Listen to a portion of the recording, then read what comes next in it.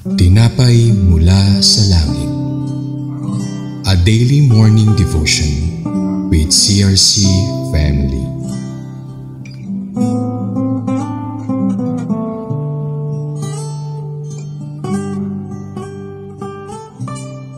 Isang mapagpalang umaga mga kapatid. Ako po si Maureen Picardal ng CRC Antipolo.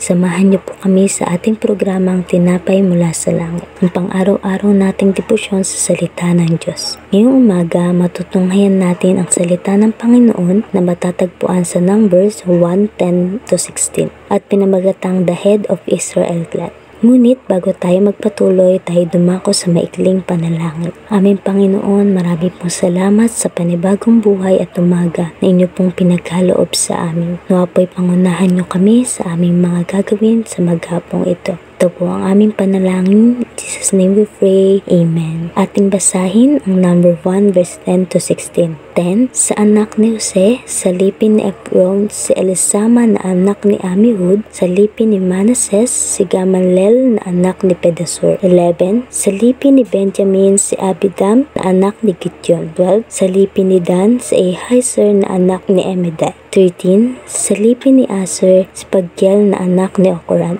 14. Sa lipin ni Gad, si Elisahab na anak ni Tuba. 15. Sa lipin ni Naphtali, si Ahiram na anak ni Enan. 16. Ito ang mga tinawag sa kapisanan ng mga prinsipe sa mga lipin ng kaning-kanilang mga magulang. Sila ang mga pangulo ng libo-libong taga-Israel. Sa bahaging ito ay ating tatalakayin ang mga pinili upang maging isang tapat na pinuno. Ang pinuno ay ang taong namumuno o nangunguna ay tinatawag na isang pinuno o leader. Isang tao na ituturing din bilang kintawan na isang pangkat ng mga tao, kagaya ng mga tinalaga o binanggit sa mensahe na ito. Isa na dito si Elisama. Elisama, the son of Amihud of the tribe of Ephraim, who was selected to help Moses as the representative from his tribe in taking of the census. Si Gamaliel naman ay kinikilala bilang isang pariseyong doktor na kautosang Hudyo. Si Abidam naman na anak ni Gideon na isang hukom, pinuno ng tribo ni Benjamin at isa sa mga pinuno ng mga tribo na Israel noong panahon ng Exodo. Si Ahiezer na tumutulong kay Moises sa census at minuno ng tribo ni Dan sa ilang. Si Pagiel, son of Okran of the tribe of Aser, among those enrolled by Moises at the numbering of the Israel. Si Elisahab na anak ni Tuel, prinsipe ng tribo ni Gad sa Exodo, at si Ahira, a man of Naphtali. Ilan sila sa mga tinalaga upang maging isang pinuno na angkan ng Israel.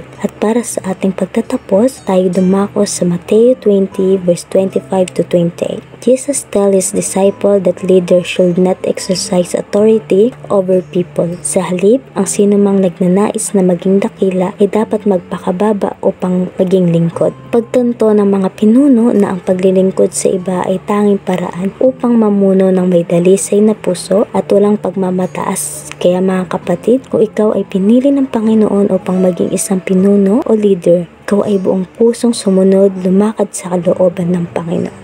Amen. At tayo na po'y dumako sa ating closing prayer. Tayo sama-samang manalangin. Aming Panginoon, maraming salamat sa umagang ito at aming napagnilay-nilayan ang inyong salita. Nawa po ito'y aming maisabuhay sa aming pang-araw-araw. At kayo na rin po ang siyang mag-ingat at manguna sa aming gagawin pa sa maghapon na ito. At tinataas namin sa inyo ang mga mangyayari pa sa mga susunod na araw. Nawa po kayo ang siyang mag-ingat sa bawat isa at kayo po ang siyang magbigay ng kapayapaan sa buong mundo. Ito po ang aming sama-samang panalangin. In Jesus' name we pray. Amen and amen. Maraming salamat po sa inyong pakikibahagi sa ating programa. Lagi po natin pagnilayan ang salita ng Diyos mula sa ating puso. Dahil lubos ang magiging kaunawaan natin dito. Uli po ninyo kaming samahan bukas sa pagninilay ng kanyang salita dito sa programang Tinapay Mula sa Langit. Malaya po ninyong i-share ang video na ito upang kayo rin ay maging pagpapala sa iba. Pagpalain po tayong lahat ng ating Panginoon. Magandang umaga po.